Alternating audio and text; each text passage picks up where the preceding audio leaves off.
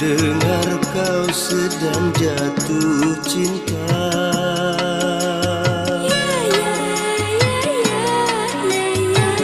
tapi hatimu tak bahagia.